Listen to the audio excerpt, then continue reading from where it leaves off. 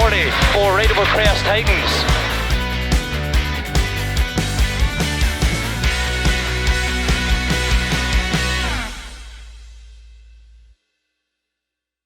Hello and welcome to Special Stage and the PokerStars Rally 2019. Now, as you can see, once again, it's very wet here on the Isle of Man, but this rally actually started last night and it was a very different story. 2019 will see the usual faces and some new names on the entry list for the PokerStars Rally, and the Friday would be dry, certainly making a change from previous years. Last year's winner, Jamie Jukes, leads the cruiserway, with previous winner and Manx champion, Aaron Newby behind. John Stone makes the trip over for the event this weekend in the Fiesta WRC. The stages would once again get underway in the dark. 8 stages planned for this evening, but due to dangerous conditions with freezing temperatures and ice on the stages, the route would be shortened to just 4 stages.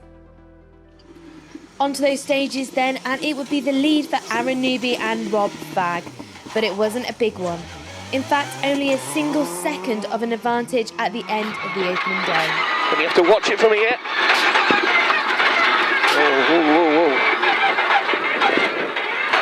And wet on water, 5 right, into slippy 3 left, and flat right,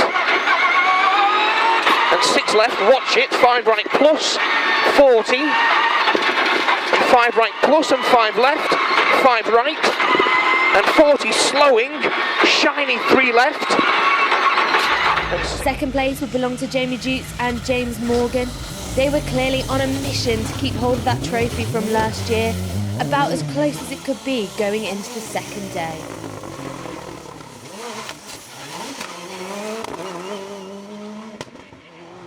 Things were going well for Stu Bainborough and Paula Swinscoe. Third place at this stage, but with a bit of a bigger gap to the 2 ahead. The car sporting a Remembrance Day themed livery this weekend. Steve Colley and Mark Rodman returned to the stages this weekend for their first competitive outing on the Manx lanes in a while. And clearly none of the pace had gone. 4th place for the pair at this stage.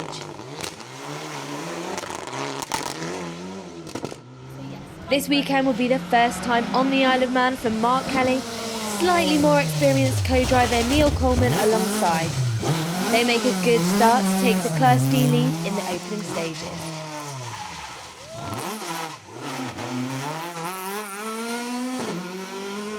And taking the lead in Class C would be Martin Jones and Cleon Williams.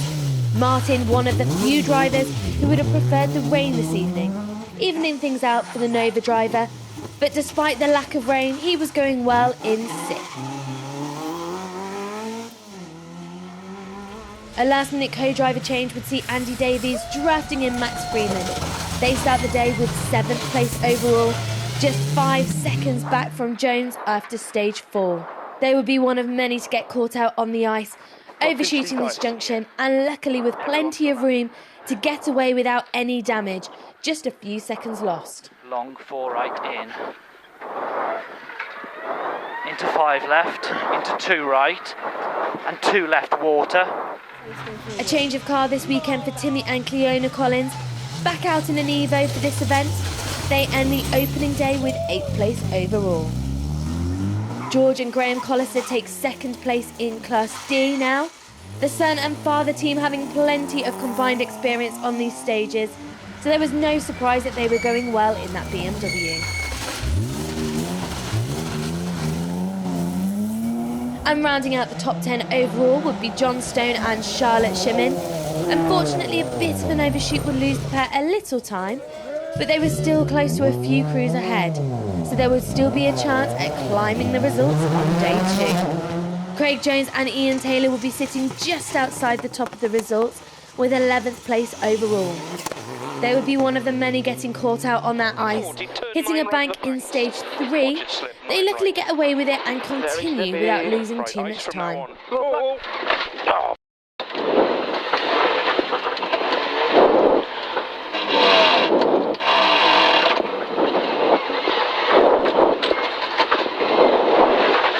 Now very slippy through here. 3 right, black ice now, 5 left. For Alan McDowell and Gavin Hesseltine, it would be third place in Class D. The cadet crew going well this weekend so far, with 12th place overall too. Kevin Davies and Dylan Jenkins had gone well here previously. This weekend though, it would be a little further down the results. They end the day with 2nd in Class C and 13th overall.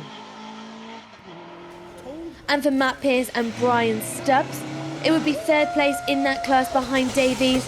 There would be almost a minute gap though between the pair. Ryan Evans and Gareth Parry make a good start to the event in Class B. They lead the way there with a significant lead over the chasing crews. And it would be the lead in Class A for Graham Farger and David Oliver. Their lead in that class though wasn't such a big one. In fact, it would be an identical time to Connor Bailey Bridson and Ian Postlethwaite, 2nd in the class, and all to play for on day 2. Scott Flynn and Lee McKinley would be 3rd in that class. They wouldn't be having such an easy day though, hitting a wall on this hairpin, thankfully with no damage.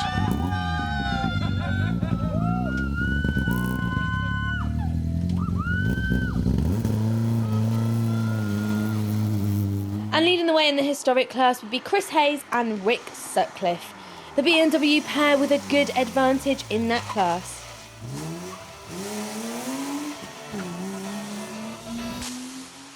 So with the first day complete, the results at the top of the 2019 PokerStars Rally look like this.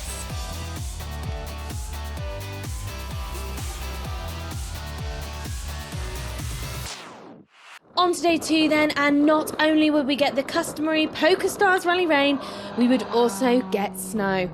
But that wasn't stopping Aaron Newby and Rob Fagg from pushing on. The lead now up to 55 seconds.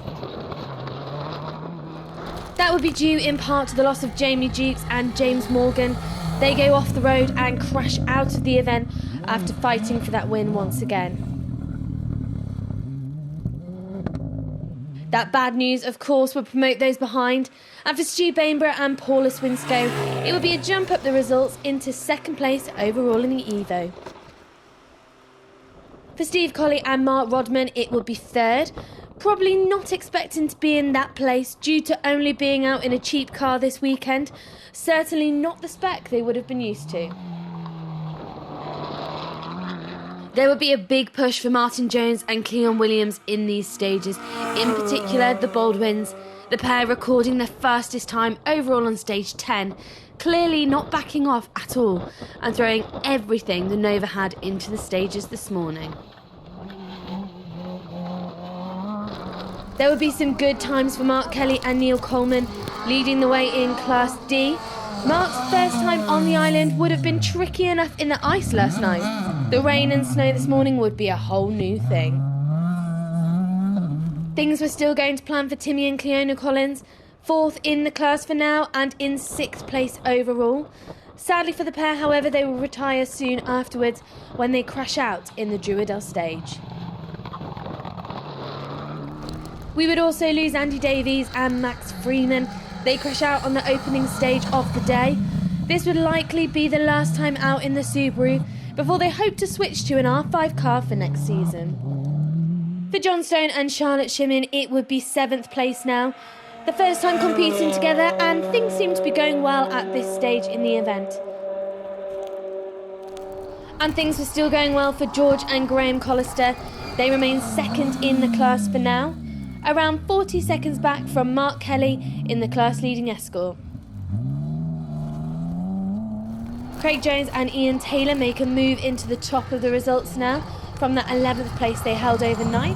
9th place would be where the Evo pair lie now as they go into the second half of the day. And rounding out the top 10 would be Kevin Davies and Dylan Jenkins, a little closer to where they would have wanted to be, but there were still some places to chase in the afternoon. Things were not quite going to plan for Matt Pearce and Brian Stubbs. The wipers not working on the Druidel stage, and of course the weather wasn't suited to that kind of problem. They managed to get through the stage and end the morning with 3rd in Class C.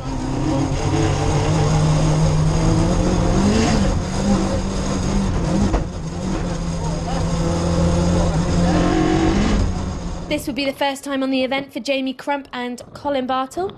Things were going well for the pair, moving their way up the results as the event goes on.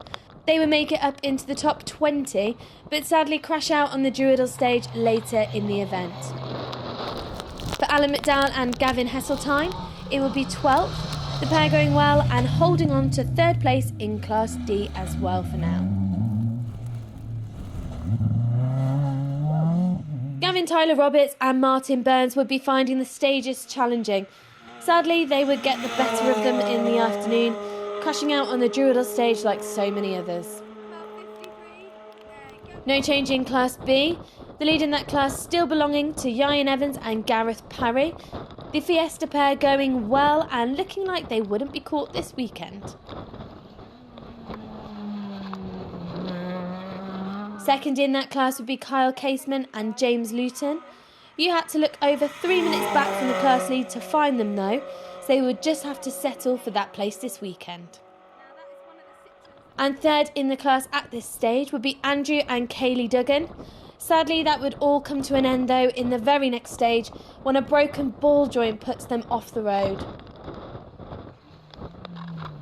There would be change in Class A now as Graham Farger drops down the results, meaning that Connor Bailey-Bridson and Ian Postlethwaite would take the class lead now.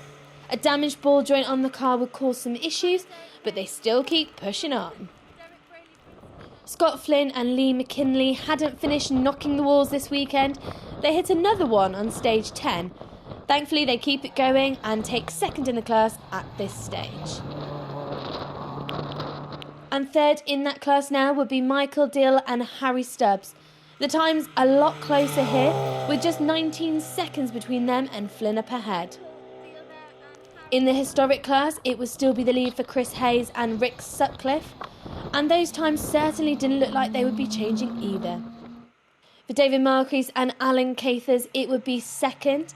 They were going well and had a significant gap either side of them on the results. And rounding out the historic class would be the little mini of Stephen and Anna Higgins. Not challenging the top of the class, but still going well overall. So with the morning complete, the results on the PokerStars Rally 2019 are looking like this.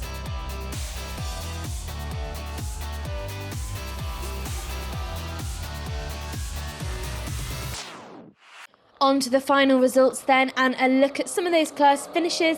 And for Stephen and Anna Higgins, there would be no change in the class.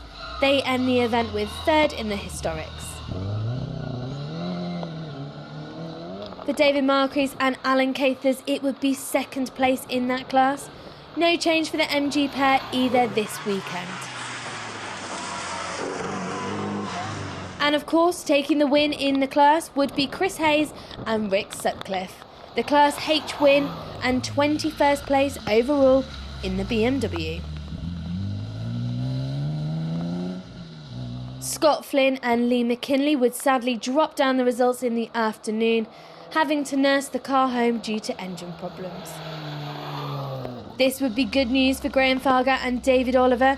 Previously our Class A leaders, they dropped down the results now and were able to salvage third place in that class. Second in the class would belong to Michael Deal and Harry Stubbs. A good end to the event for the pair. But taking the class win would be Connor Bailey-Bridson and Ian Postlethwaite. Luckily the pair had a good lead in the class as they spin the car on this hairpin, having to spend valuable time getting it turned back and on the way again. They end the event with that Class A win and 25th overall.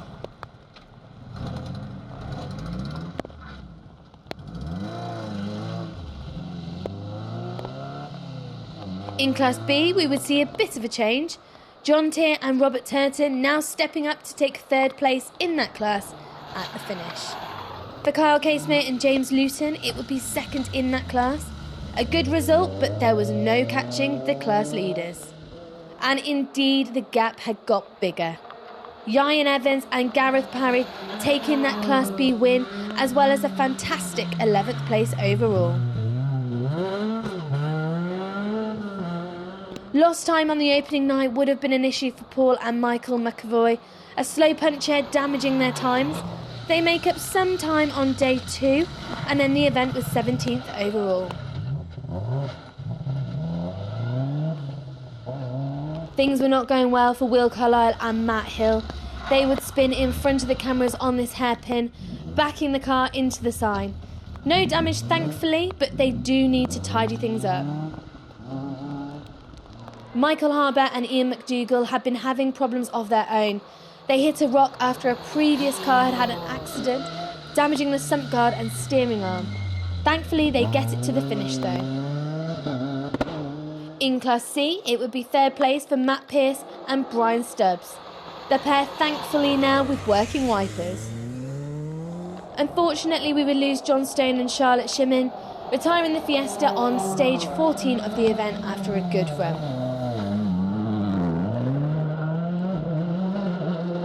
On to the top 10 then, and it would be a good weekend for Alan McDowell and Gavin Hesseltine, taking 3rd place in Class D as well as 10th overall. For Kevin Davies and Dylan Jenkins, it would be 9th. The escort pair ended the event with 2nd place in Class C as well. Running down the order a little meant that Craig Jones and Ian Taylor would lose a few stages due to accidents up ahead, but when the pair were running, the times were good. 8th place overall for the pair. Steve Orman-Smith and Elish Baxter make a last-minute move up the results to take 7th place overall. Their event coming together nicely in the final stages this weekend. It would be a good result for George and Graham Collister in the BMW, enjoying themselves this weekend and taking 6th place overall as well as 2nd in class. Stu Bainborough and Paula Swinsko would have a bit of a moment in the Druidal stage in the afternoon, and with Manx championship points in mind, they would back off a little and drive for a good finish. They end the event with 5th place overall and 3rd in the class.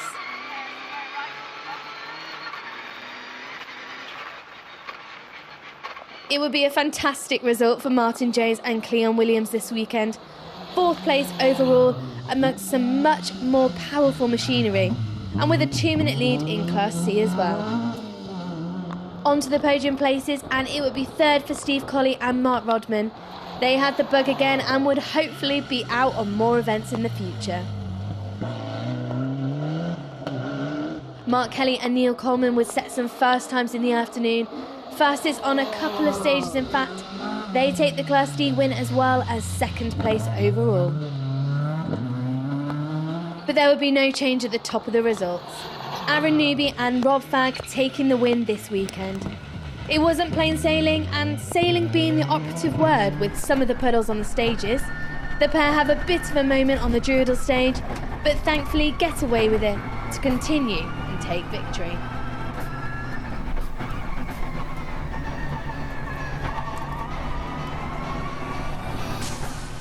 So before we chat with our winner, let's take a look at those final overall results here on the 2019 PokerStars Rally.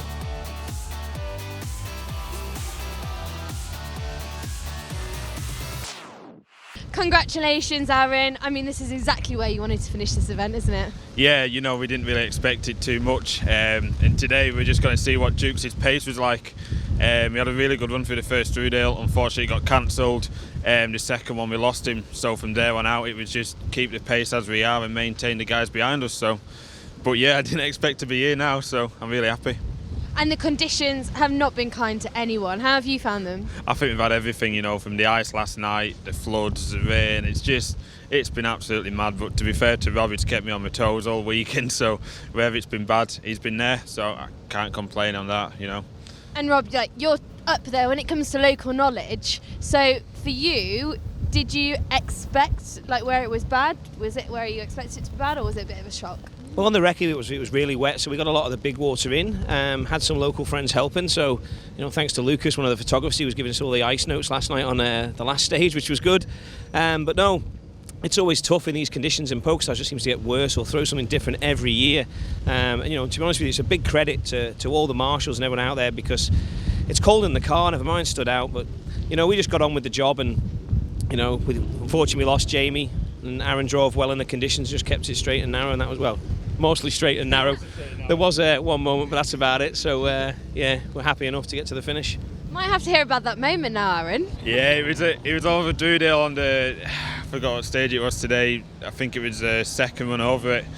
And to be fair to Rob, he said care 4 left, and I thought, yeah, a bit of care. And honestly, the car was just a tank slapper. I'll give you the in-car, you can enjoy it, but Jesus, it was some moment. So, fantastic event for you, really, Steve. How's it been being back in the car? It's been fantastic, to be honest. Last night I wasn't so sure when it went icy, and it was a bit sketchy out there. But today it's been brilliant. Mark and I have had a really good laugh. We got back together after about 5 or 6 years. It's my first rally in 4 years, and it's been fun. Yep, it's all about skids and slides, and we've had plenty of those.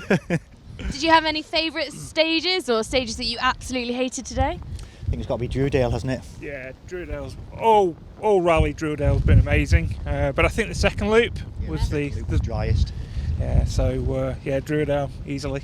Definitely. And Steve listened to you, did he? Most of the time, yeah. I think I've heard more out of Steve whilst I've been giving the notes than on any other rally. His kind of feedback constantly has been, just non-stop, but that's just the conditions. And I suppose the big question is, how are you now feeling about potentially coming back next year? Yeah, I'd love to. I think Mark would like maybe to sit in it and do some more, and I would like to maybe move on this car and get something a little better again, and just start moving up the ladder a bit car-wise. Get bored very quickly. That's one rally it can go now, and come back and have some fun, because I have missed it being away. And just that adrenaline rush today was just fantastic. When a stage is flowing and when the co-driver's on it and you're bouncing all over the road, hanging on for dear life, it's what it's all about. Well, Martin, that was another pretty incredible performance. Have you had a good weekend? Yeah, it's been great. Yeah. Really enjoyed the conditions and that, driving to my ability and all the rest, and it's not nice for everybody and marshals and that, but this is the only way it gives me a chance of trying to get up there a bit further, rather than it being dry conditions and everything, and everyone kind of fizzles away in the 4-wheel drives. But no, I've really enjoyed it, and this car's been absolutely bob on, thanks to my friend James here at M&K Automotive. If it wasn't for him, the car wouldn't be here now, and it's nice to come back away from actually getting it prepped and letting me mate prep it and getting it 100%. There's less stress on me, and just had a good rally. I've not had a good rally like this for a long time, so no, I've really enjoyed it. It's been grand, yeah. Was there any more that you could have given today to get up there? There could have been here and there little bits, but that's pretty much to the max. That is, you can always go that little bit quicker here and there, but the way the standing water's there, you come around the corner and then you see it, and you're aquaplaning, and you touch and go all the time. But in the little 2-wheel drive, you're just pushing it beyond its limit all the time, and we get to the end, you're in with a good result, and it's not a bad result, I think. So yeah, it's all right. So that brings us to the end of the PokerStars Rally 2019, and the island really has thrown everything at the crews this weekend. They've had snow, they've had ice, they've had rain, but Aaron Newby and Rob Fagg have taken the win, and that's it for us from the island, but we'll be back here for the National in May.